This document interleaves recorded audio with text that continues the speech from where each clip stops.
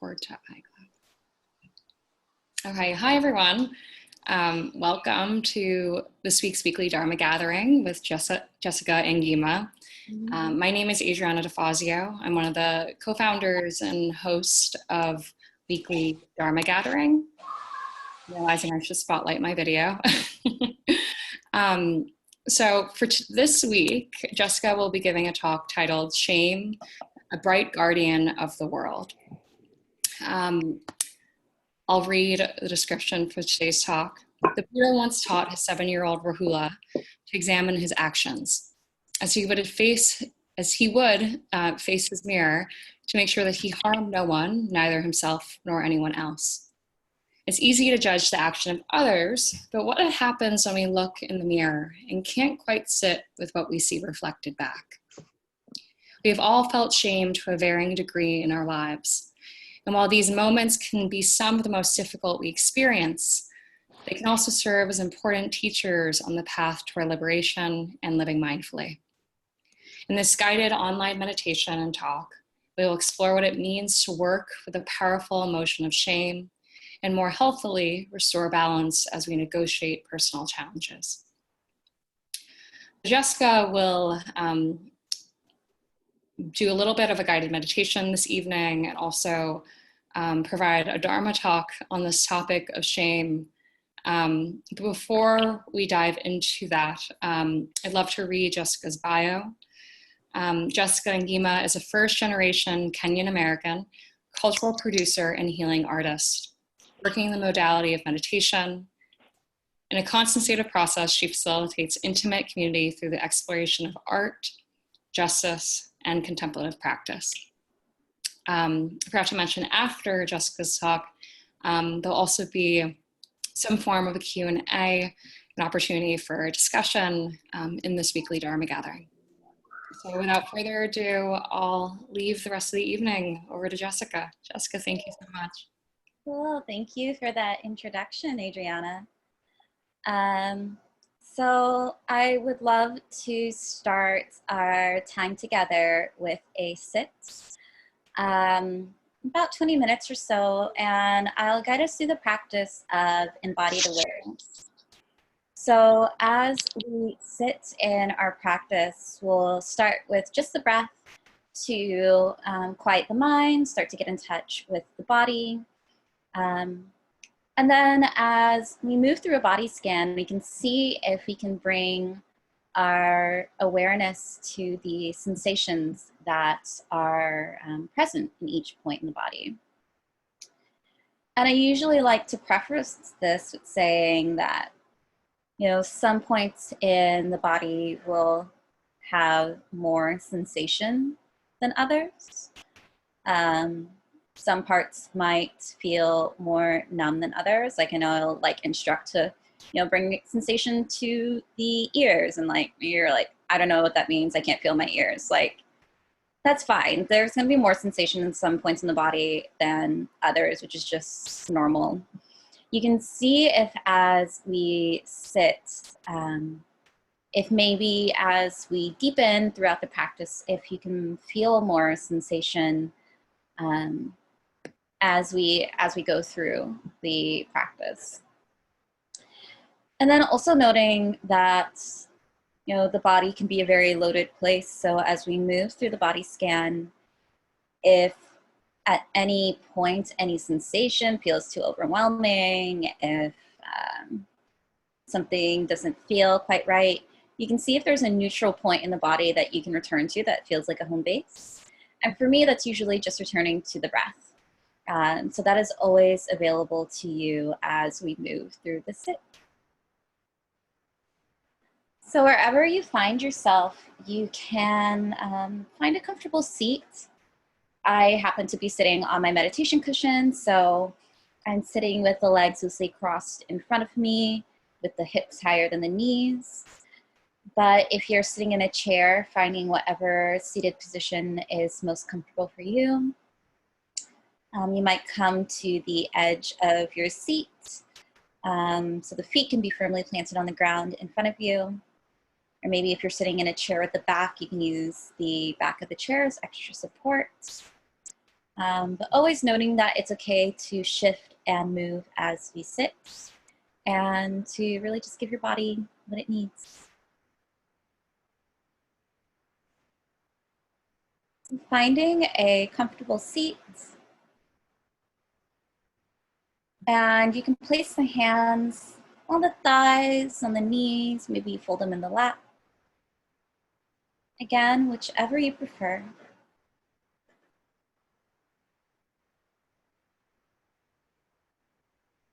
If it is in your practice, you can allow the eyes to close.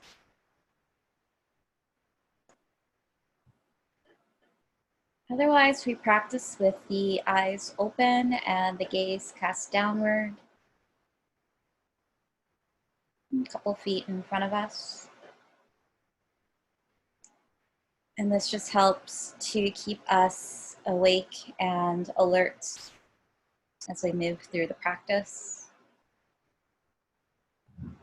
Open to whatever might be occurring within our current experience.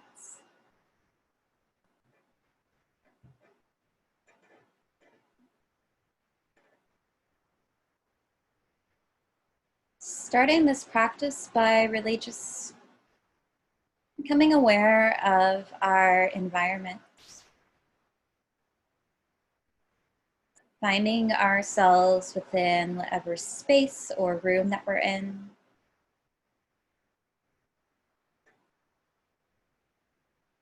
You can feel your weight on the surface beneath you.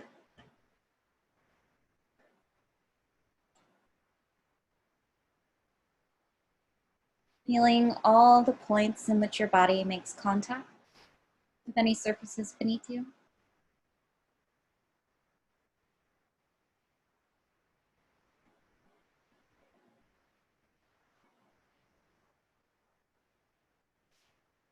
You can feel temperature and the feeling of air against the skin.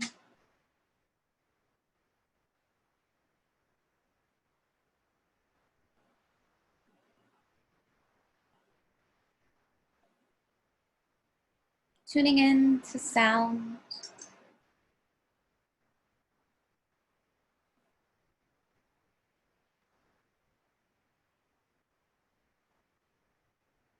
It's really landing in our seats, landing in this practice.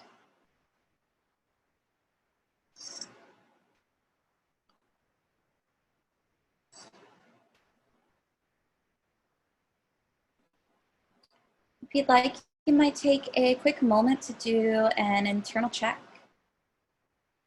And just seeing if any thoughts, feeling, sensation feels very present for you in this moment.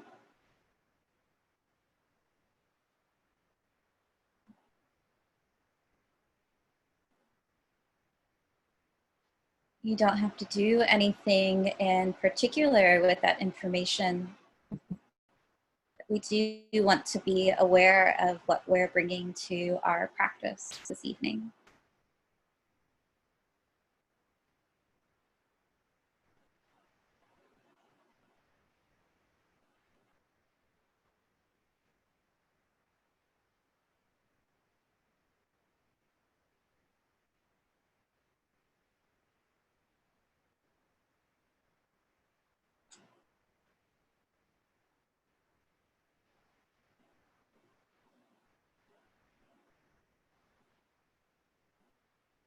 Beginning to tune into the sensations of the body breathing. You can feel the lungs fill with air and feel them empty.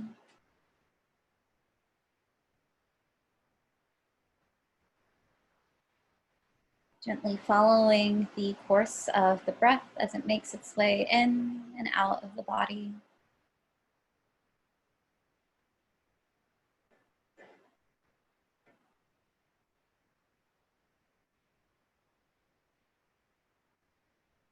Never forcing anything. You can really sense if there's any possibility for the body to relax into breathing.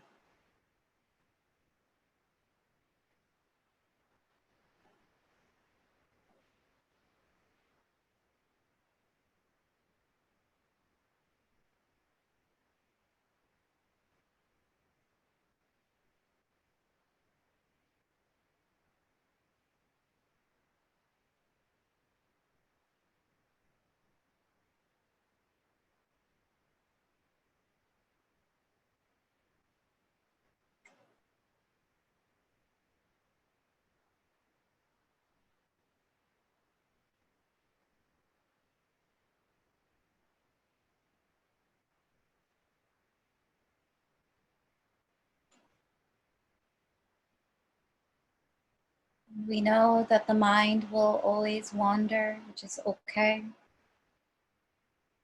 And simply what happens when we sit to meditate. If you find that happening, you might simply say to yourself, thinking, acknowledging the thoughts,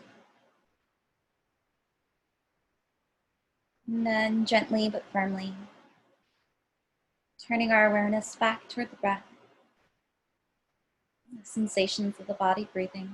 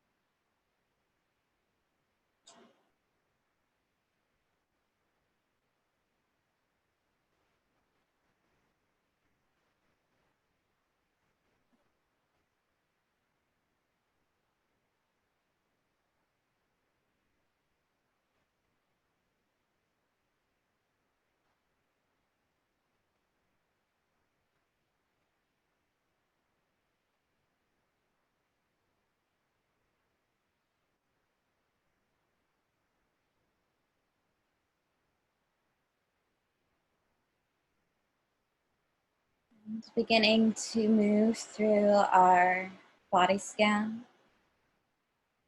And start by bringing awareness to the top of the head and noticing any sensations that feel present here. Again, as we move through the scan, some points in the body might feel more sensation than others, which is very natural. It's bringing awareness downward towards the sides of the head, to the ears, down the back of the head.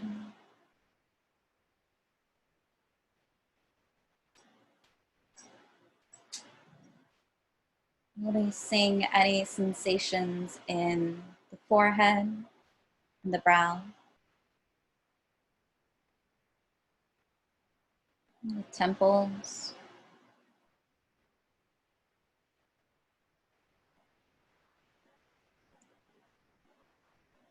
feeling sensation in the nose and the cheeks,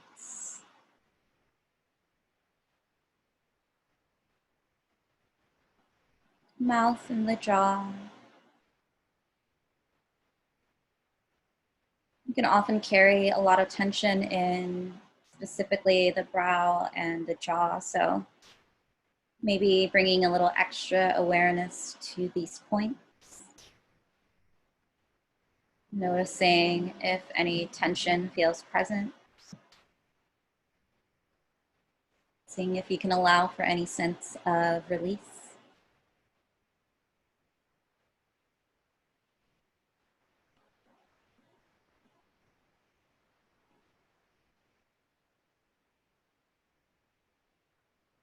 And continuing to draw awareness downward. You can feel any sensations in the throat and the neck.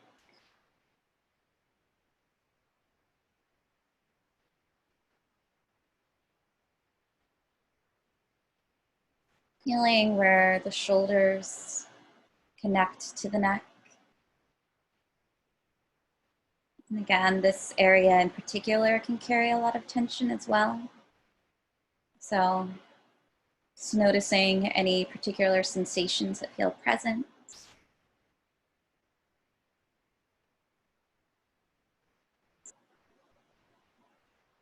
Continuing to draw awareness down the arms. Feeling any sensations in the elbows. Down to the wrists. The hands.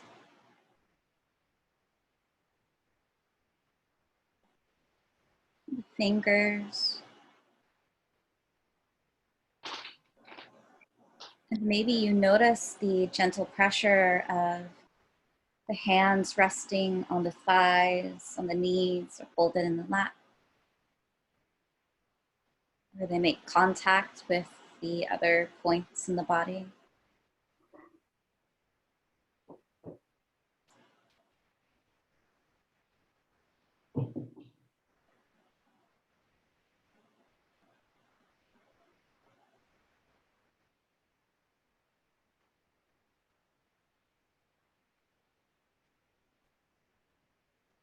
We can draw our awareness back up the arms, back to the shoulders. Resting here for a moment.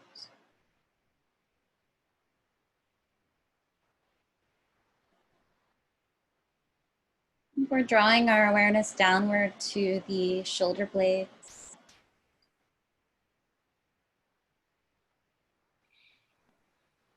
Moving down the spine to the mid-back. And the lower back.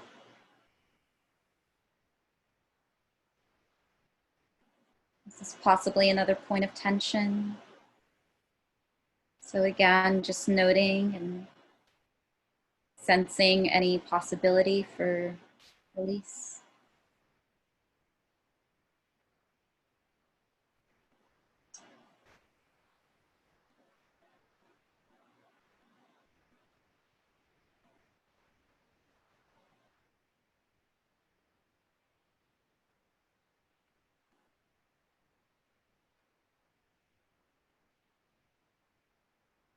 Bringing our awareness to the front body.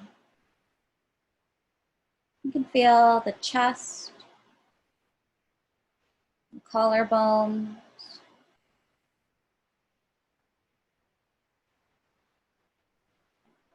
the abdomen down into the stomach.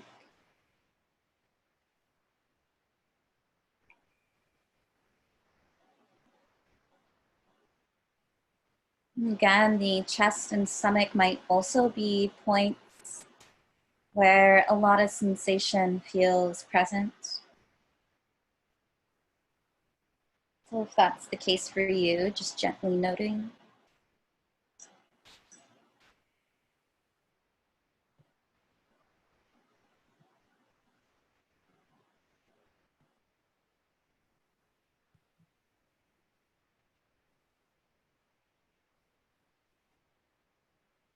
Drawing our awareness downward to the hips.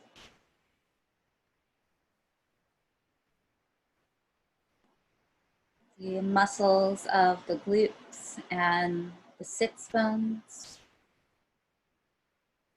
wherever they might be making contact with the surface beneath you.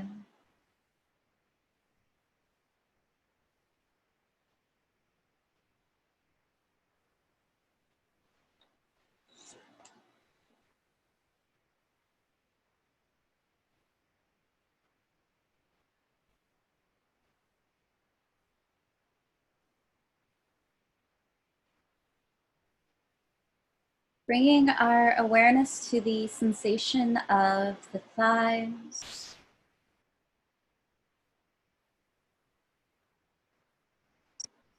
downward to the knees,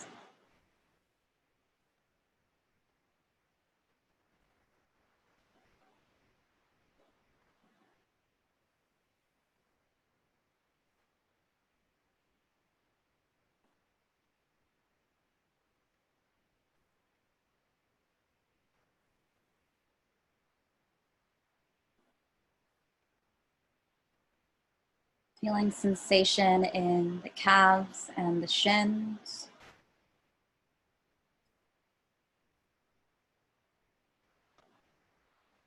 Down into the ankles.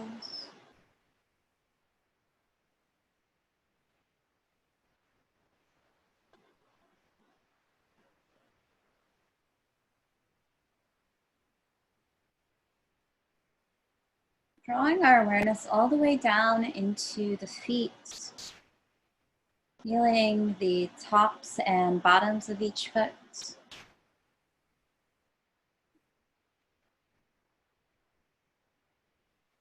The arches and the heels.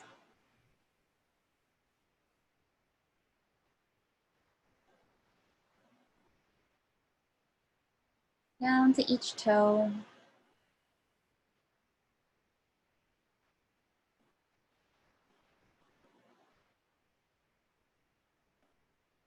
Resting in an open awareness of the body.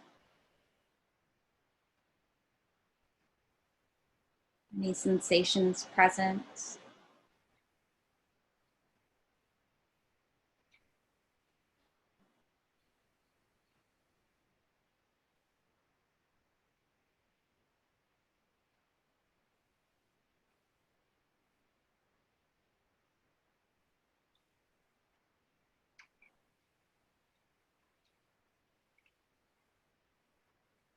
Resting with the sensations of breathing.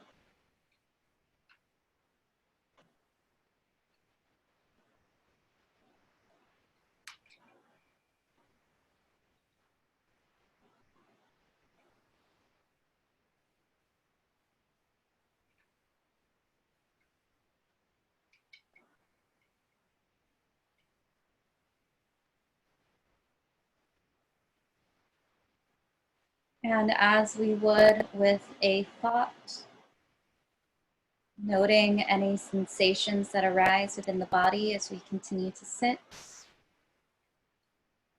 Noting it, you might name the point in the body, elbow, shoulder, back. And then gently but firmly returning to the sensations of breathing.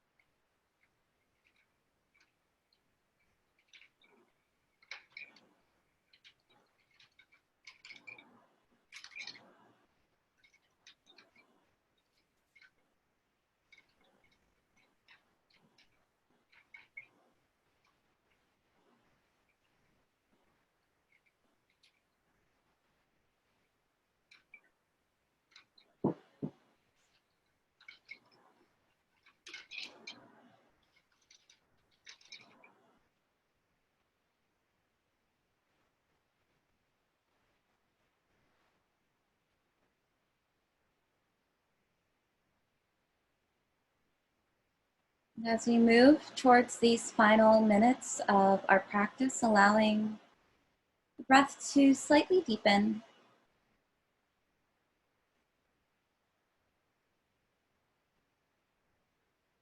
Again, maybe you once more feel the beginning, middle, and end of each breath.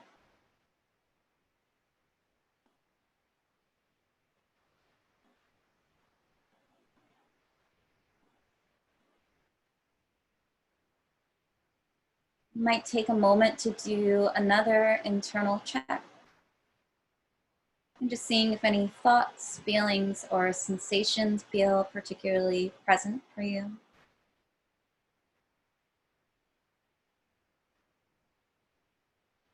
You can note any shift or change from the beginning of your meditation to now.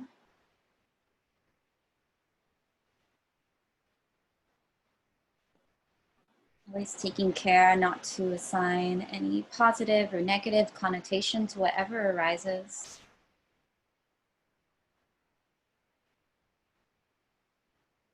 Simply noticing without judgment.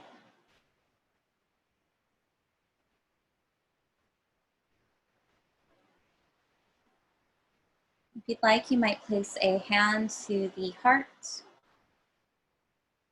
Offer yourself some gratitude for showing up, and for allowing yourself this time.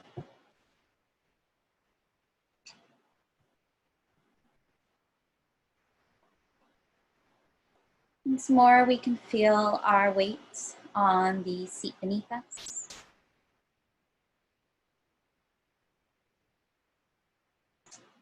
Feel all the points in which our body makes contact with the surface beneath us.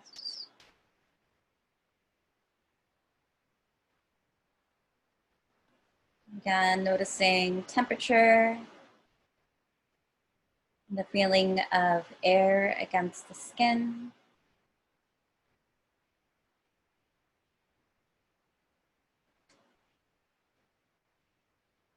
The sensation of touch and the clothes against the skin.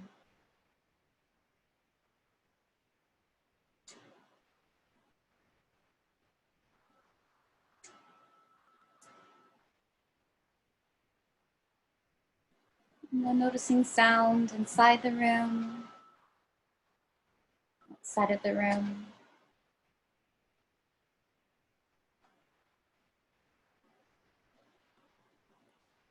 And as you're ready, you can allow the eyes to open if they were closed. Maybe just gently lifting the gaze.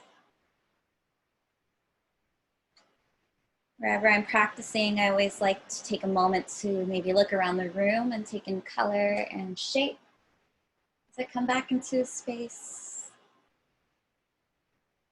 You can shift and move in your seat in any way that feels good to you. Maybe a nice stretch. Coming back from our practice.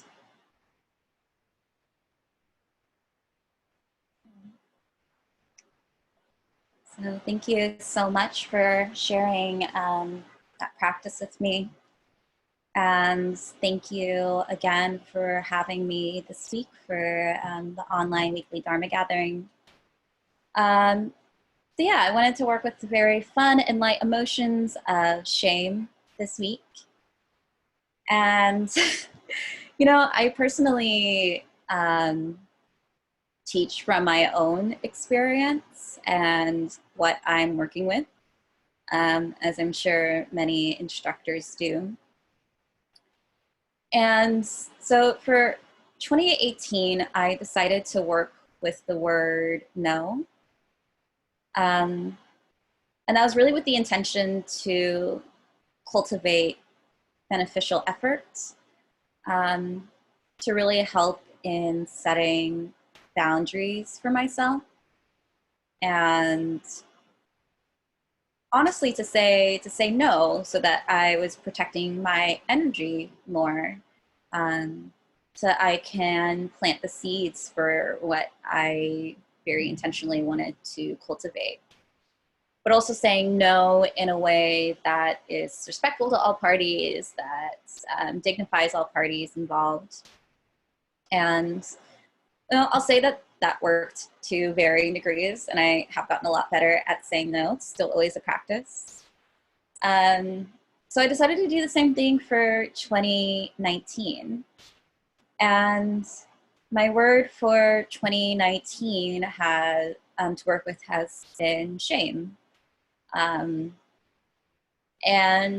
that changes depending on the circumstances of how I frame it. It might be I'm working with the word shameless, working with the phrase no shame. But this really came out of an awareness of realizing how much internalized shame that I was working with, and noticing my actions and how that those actions have been operating from a place of shame for years.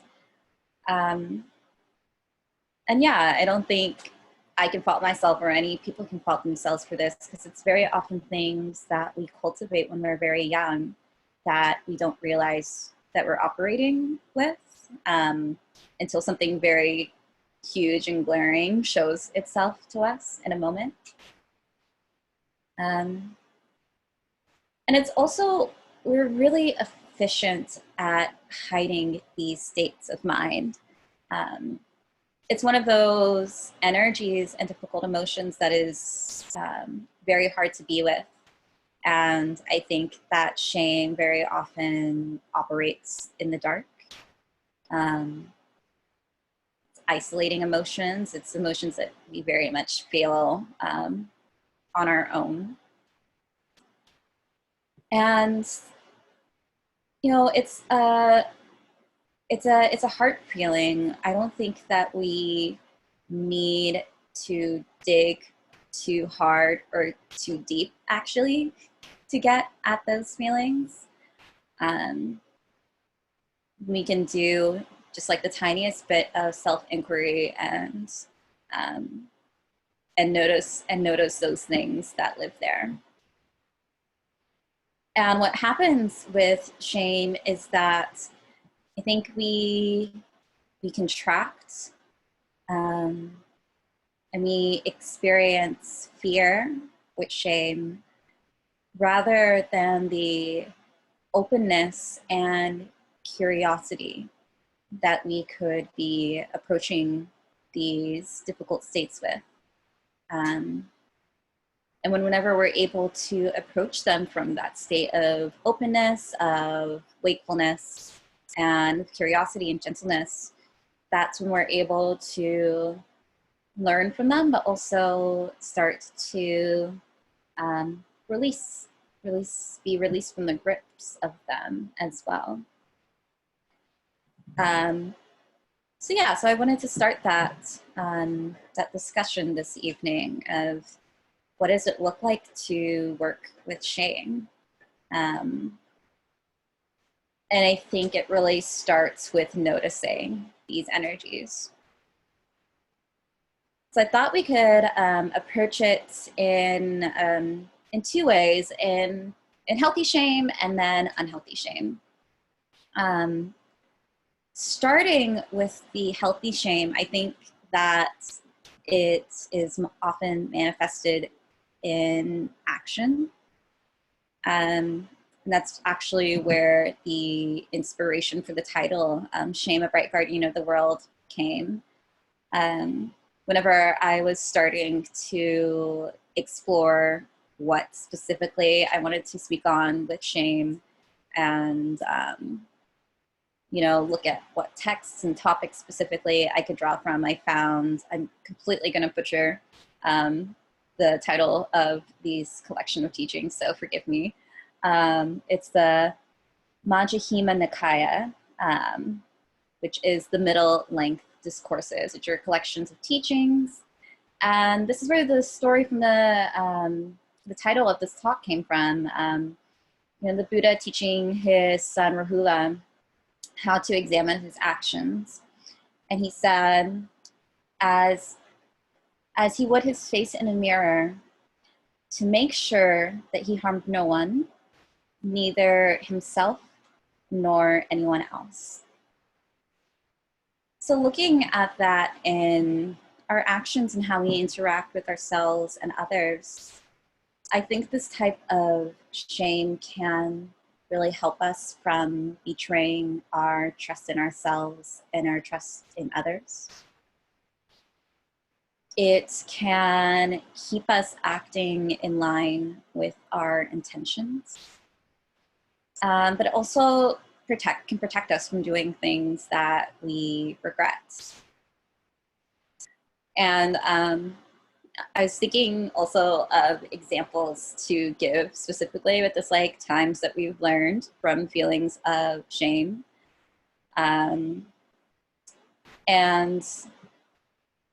for whatever reason, this story came to mind specifically from high school. And I was thinking of a time that my friend had a party at her house when her parents were out of town. But the only thing is that her stepsister, who she lived with, was out of town as well. And I was also friends with the stepsister. So my friend had this party when her parents were out of town, and it was fun. Everyone went over, parents weren't there. It was a great time. And her parents came back from the weekend, and they found some sort of remnants from the party. I don't know if it was like a beer bottle or just like some miscellaneous thing that was hanging behind, but they're like, you had people over.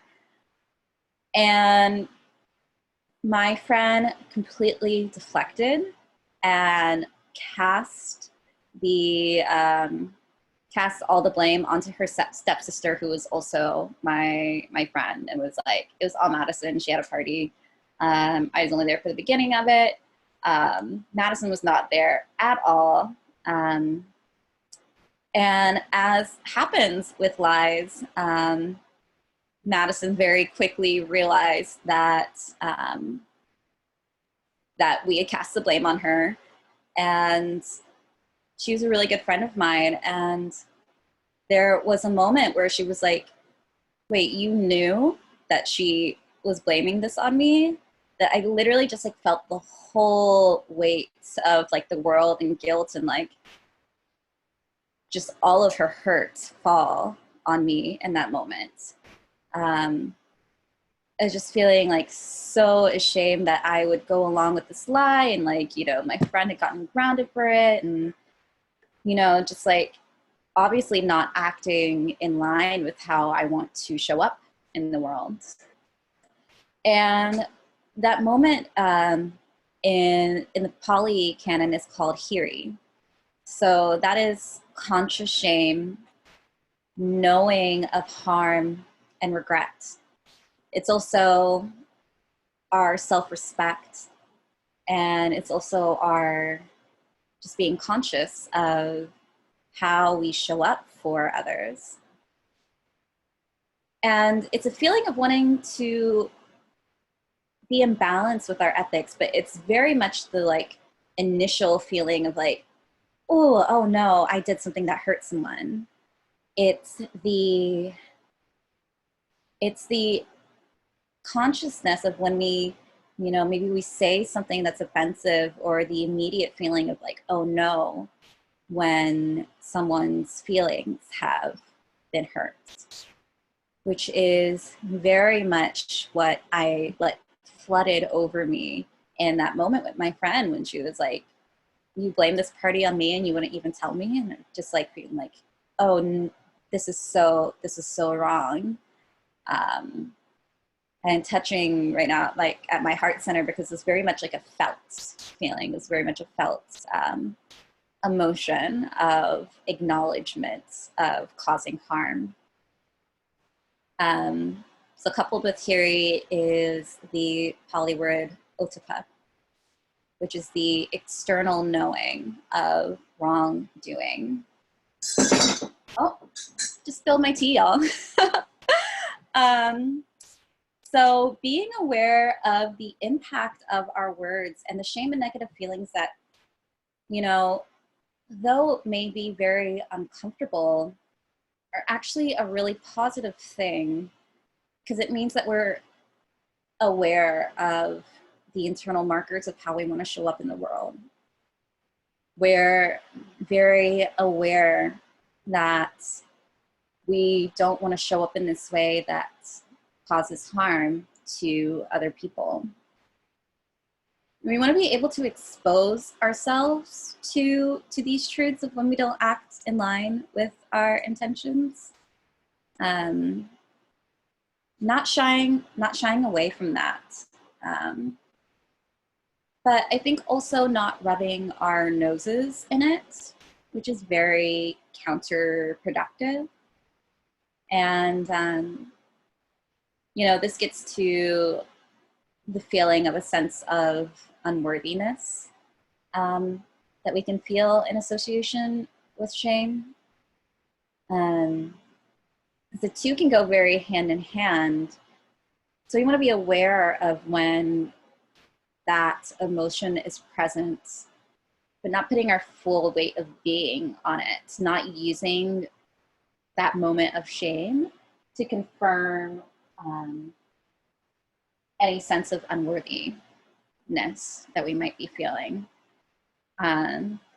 It's very much the first and second arrow. The first arrow being the initial hurt, and the second arrow being the mental formations that we put on top of it that cause additional suffering. I think shame is really one moment of emotion. And there's just I'm in Brooklyn, there's just a huge bolt of lightning. I don't know if you heard that. You may not realize it, but it's like a very initial feeling, that shame.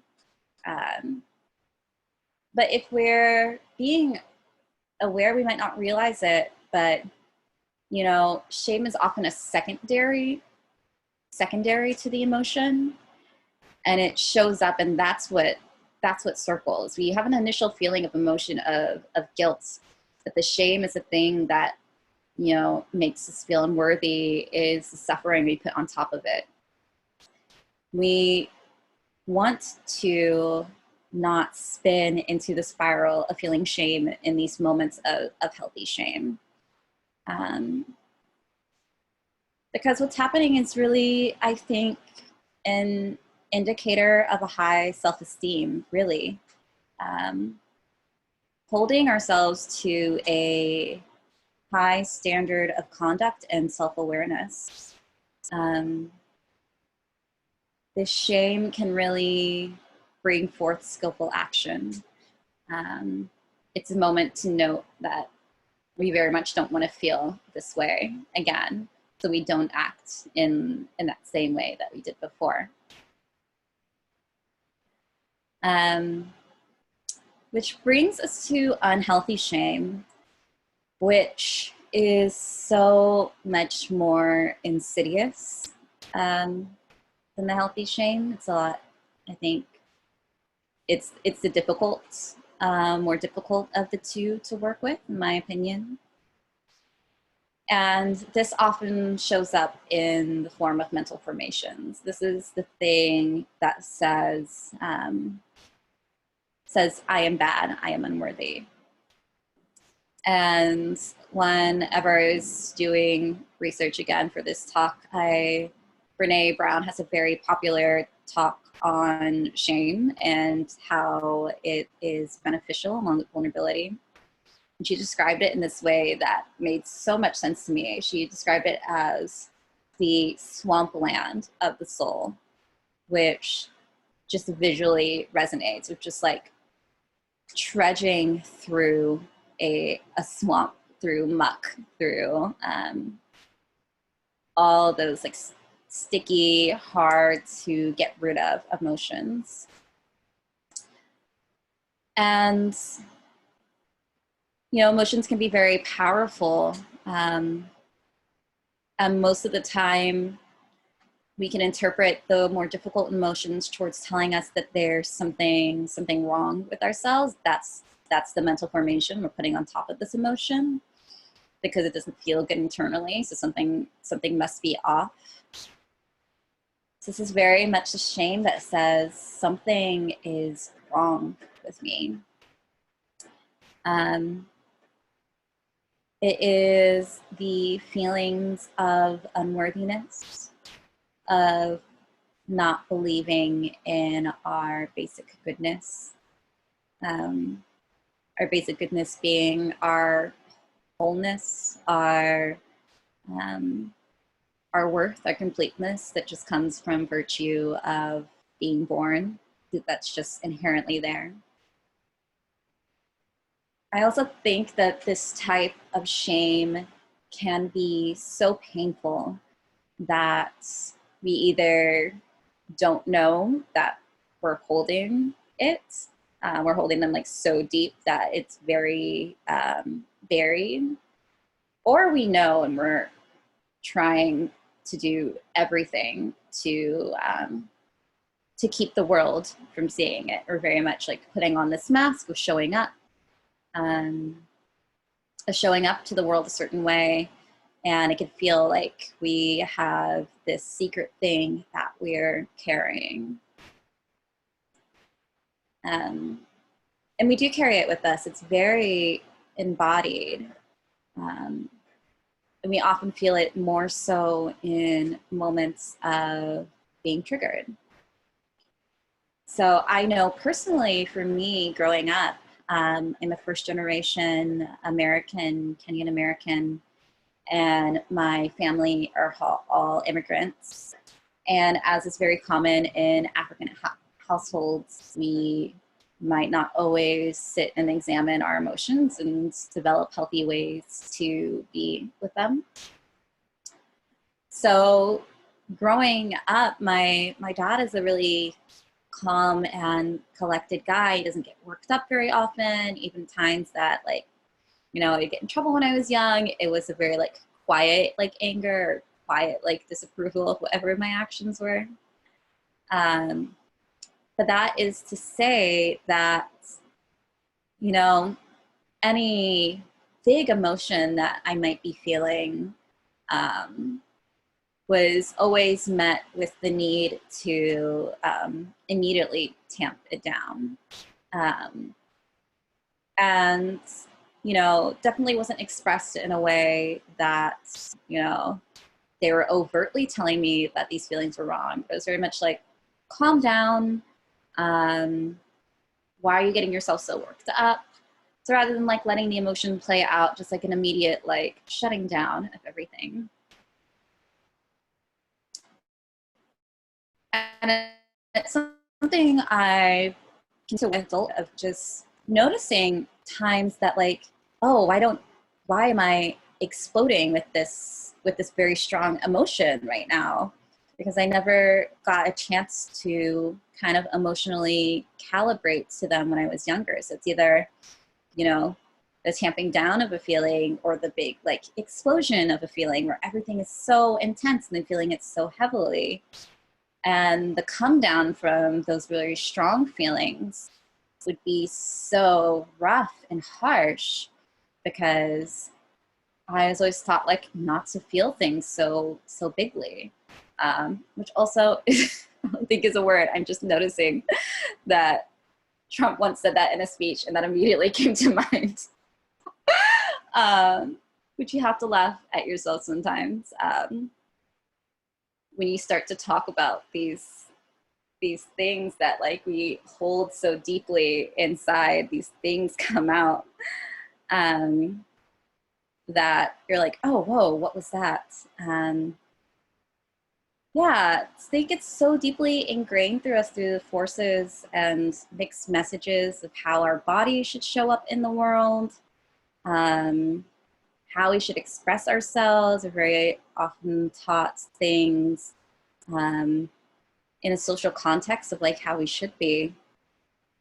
So how do we actually work out of these things? Again, recognizing this energy. It's a lot easier to notice with our healthy shame because we can pinpoint it more, right? We can say, like, I did this thing, it made me feel this way. I can see my way out of this action. With the unhealthy shame, we need to start to recognize when this energy shows up, which is one of the reasons why in the practice I wanted to work with body scan, because I think very often these feelings and these emotions show up in the body before they show up in the mind. But we're not always taught to listen in that way. We're very often taught to notice thoughts and sensations in the mind. We're not taught to listen in the way that we listen to the body.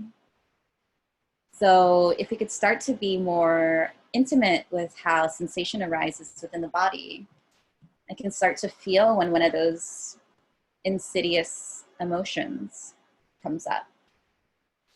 And I can start to put a little bit of space in there. I can put a pause in there.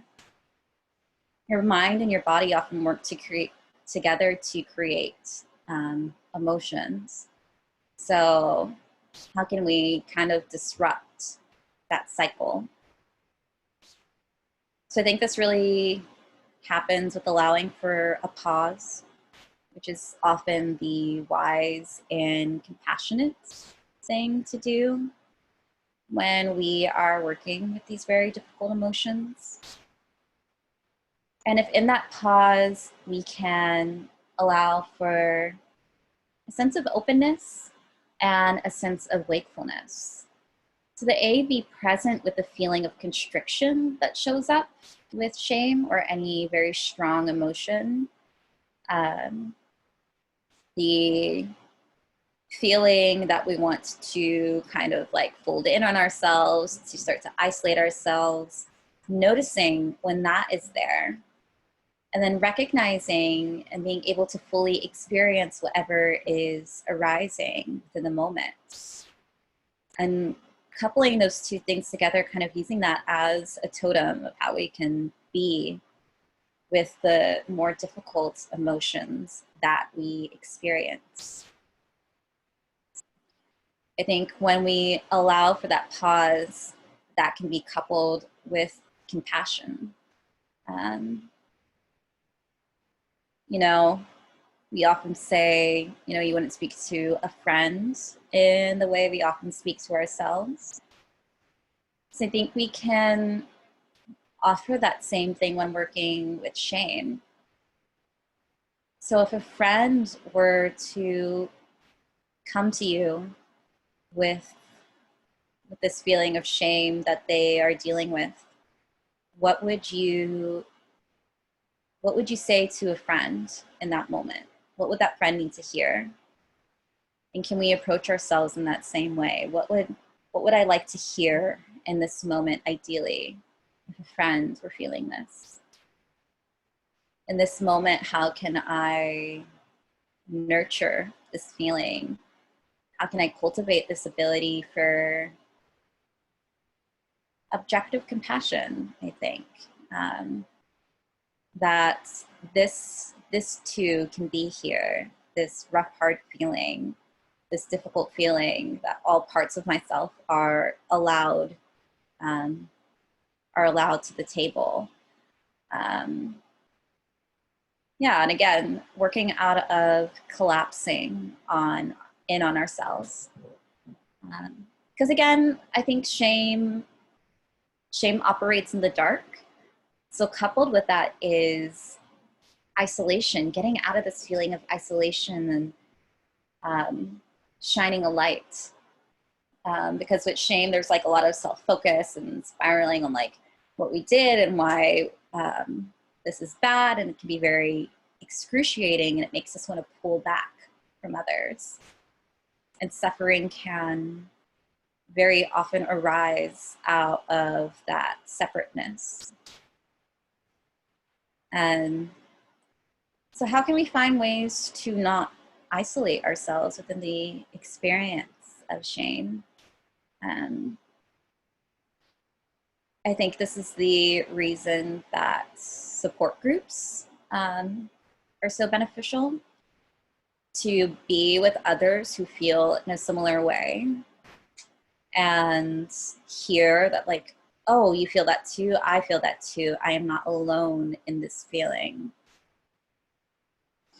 And I think, you know, in that way, shame can almost be the most unifying experience, and unifying moments that we have, because if we work with them in a healthy way, they can bring us closer to others.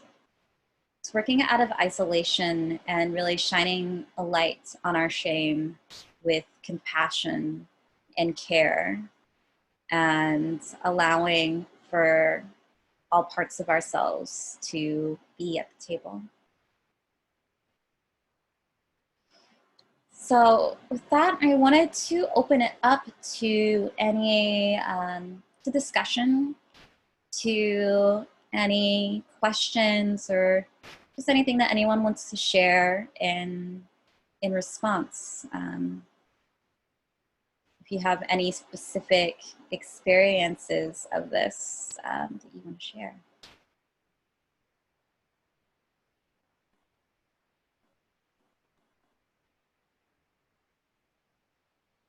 Well, I'm curious about imposter syndrome and how do you understand it within this framework that you just laid out?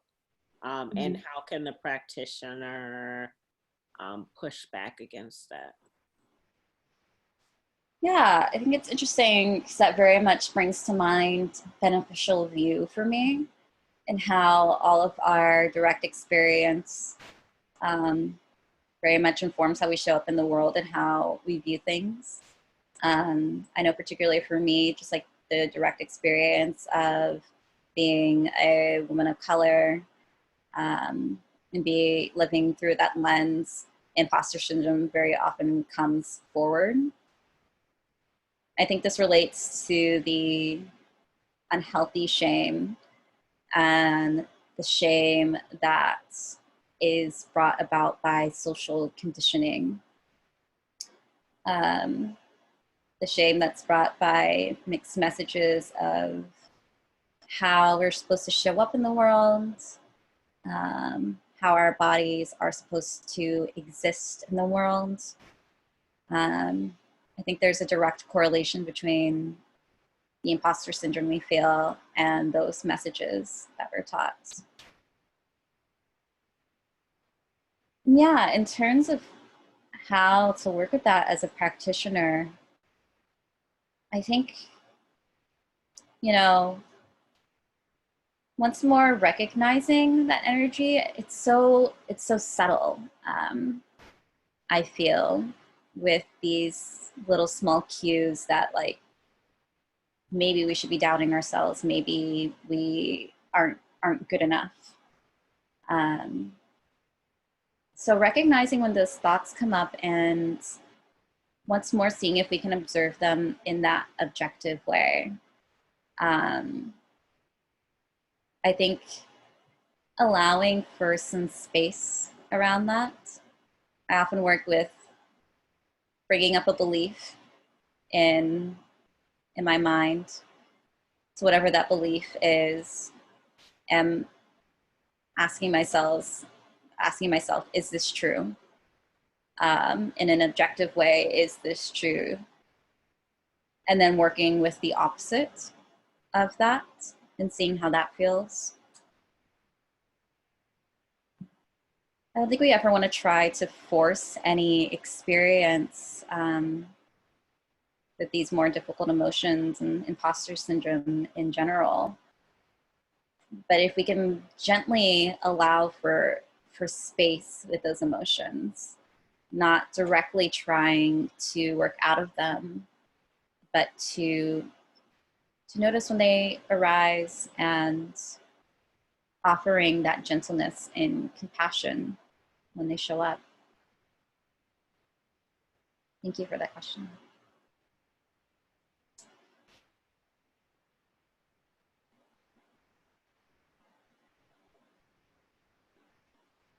Hey, I just want to share that a lot of that resonated with me around shame, and it was and is healing to hear other Black women talk about it and confront it, and especially with imposter syndrome also happens to me a lot. And I'm looking forward to practicing it. It's so difficult and challenging. I just had a therapy session earlier today and all these things came up. So I'm like, all right, here we go again. Some more affirmation.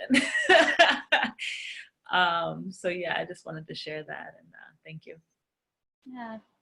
No, thank you for sharing that. And yeah, just as our meditation is a practice, working with shame is a practice. You know, it is my word for 2019, but again, as I shared with my word no for 2018, how I was able to make some progress with it, but it's not like got to the new calendar year and I've like solved it. I can say no to like everything now. So I think the same with shame. It's ongoing, our work with it. Thank you.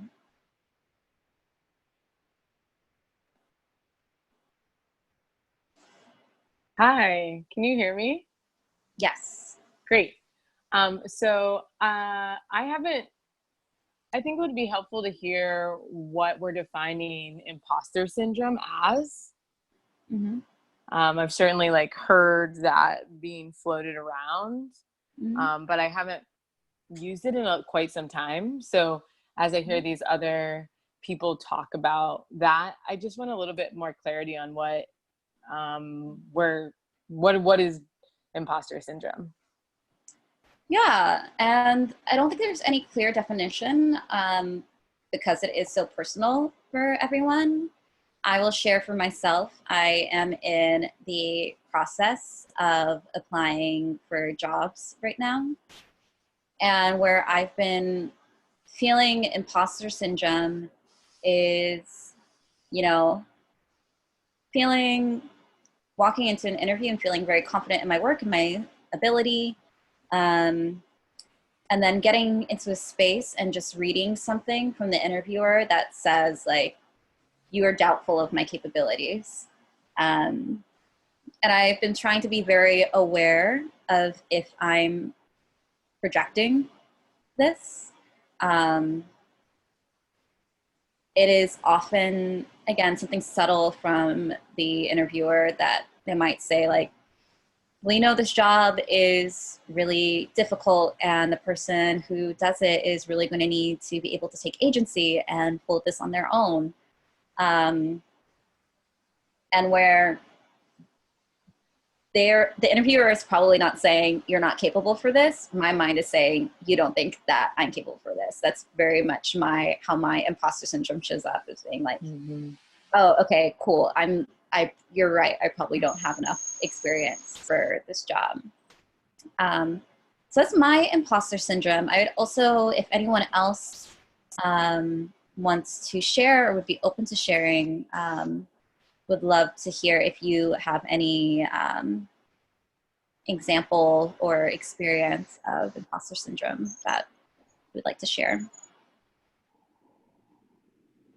Yeah, I mean, I can. I mean, typically, imposter syndrome is defined as like any sets of thoughts or even behaviors where you are 100% competent enough to be doing a set series of tasks or a job or to be somewhere or to have gotten an award or what have you, but something in your mind tells you that despite all of that, you don't deserve it, right? That you're not good enough for it, right? Like imposter syndrome is that narrative in your brain that's constantly telling you like, you're not good enough to have gotten this award. You're not good enough to be doing this work. You don't deserve to be here. You shouldn't be a CEO, regardless of whether or not you've been a CEO for 10 other companies. You don't deserve to be a CEO now, right? So it's kind of that. So it's, I mean, in that sense, it's connected to shame, and that it's very much a shame response of like, you never quite believing that you're good enough to receive accolades or to be present in a particular time or place. So for me, I have a PhD and I did relatively well in graduate school, but as an assistant professor, I still say to myself, like, you're not good enough to be here. Why are you here? Like, your students hate you. Your work is terrible. Like, that's how my imposter syndrome manifests.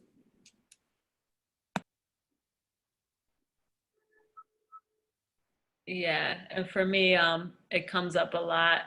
It comes up with work, and it also comes up in relationship, and my partnership right now. Feeling of unworthiness. For me, that's a lot of what comes up for me, and also along with what you both said. Great, thanks. That was really helpful. Yeah, thank you for that question. I think it comes back to basic goodness, the balance of that basic goodness of believing in our inherent worthiness. Yeah, kind of like the opposite of that could be imposter syndrome and the unworthiness that we often feel in certain situations that isn't called for, but is all the same at times present.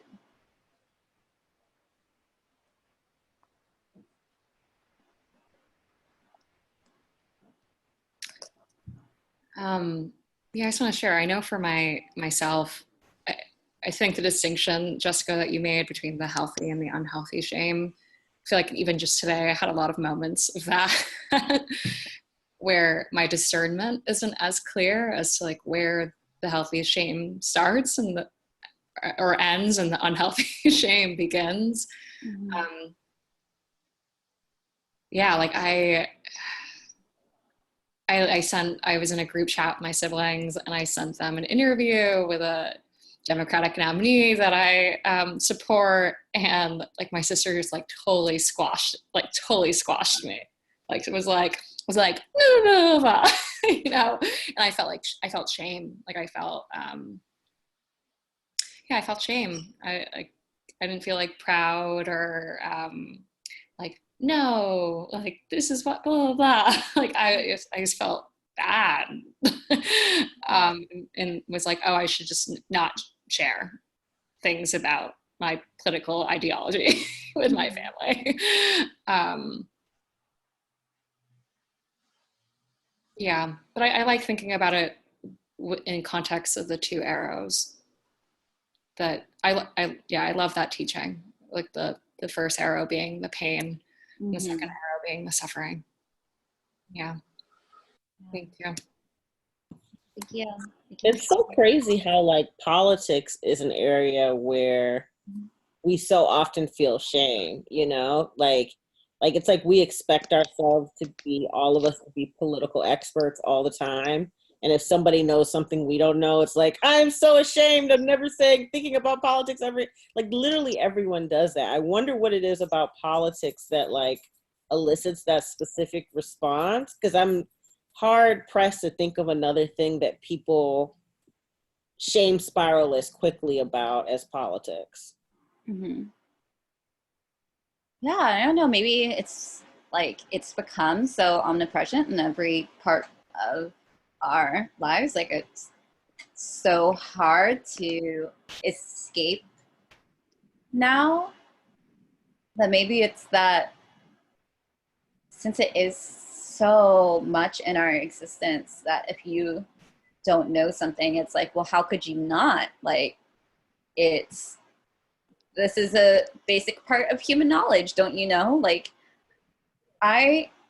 yesterday, and I know it's not the same as politics, but it was hours before I heard that Toni Morrison passed. And it's like, how did I not know this? And like, oh, it literally only happened. It like happened in the morning. I didn't hear about it until like 10 p.m. at night. But and it was first like a crushing feeling because I was like in a group of people and someone was like, we really want to honor Toni Morrison and like read a quote. And I was like, what's going on here? It's not her birthday. And like looked it up as the person was reading the quote and was like, oh my God. So it was like that crushing feeling. And then it was like, how did I not know this? How did I miss this? And I mean, this not really an answer. I just think that since politics is so present in every single like aspect that we're supposed to know. We're not supposed to give ourselves like a break from anything.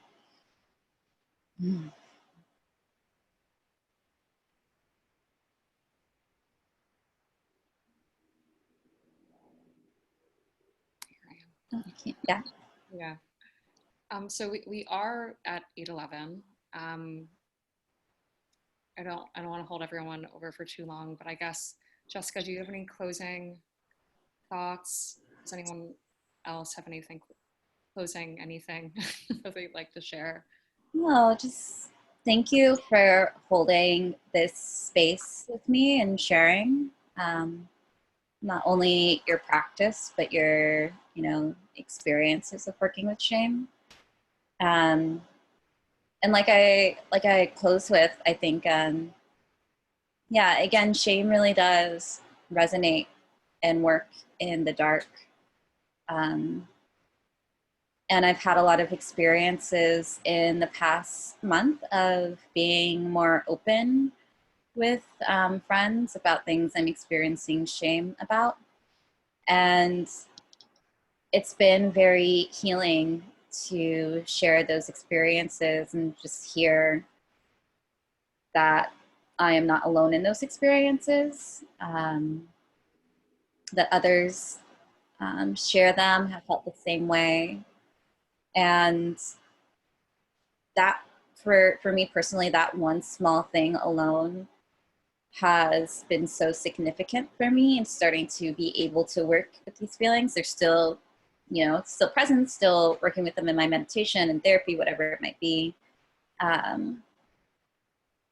But the sharing and working, getting out of self-isolation with shame, I feel is very helpful. So I guess I encourage everyone to find avenues in which they do feel safe and comfortable in expressing some of these feelings, whether it's here in these online weekly Dharma gatherings or a group of friends or sisters that you feel safe sharing with. Find your tribe, find your people.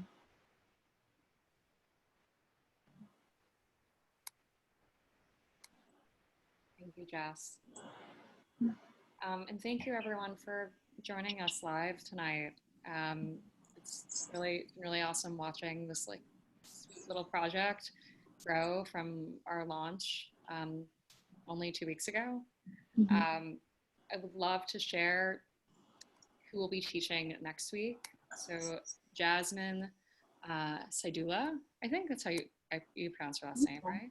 Saidula, yeah. Jasmine Saidula, one of the authors of Radical Dharma, will be joining us next Wednesday, August 14th, for a talk titled Feeling Ourselves, Decentering Lightness. If you haven't registered, I encourage you to as well. This specific talk will be uploaded onto your Vimeo account within 48 hours. You'll receive an email this week notifying you once it's uploaded, so you don't have to like search for it and wonder if it's up or not. But other than that, I think that's it in terms of announcements. Thank you, everyone. Thank you, Jess, again for leading. Thank you all. Gathering. Thanks. Awesome. All right. Have a good night, everyone. Bye. Thank you. Thank you.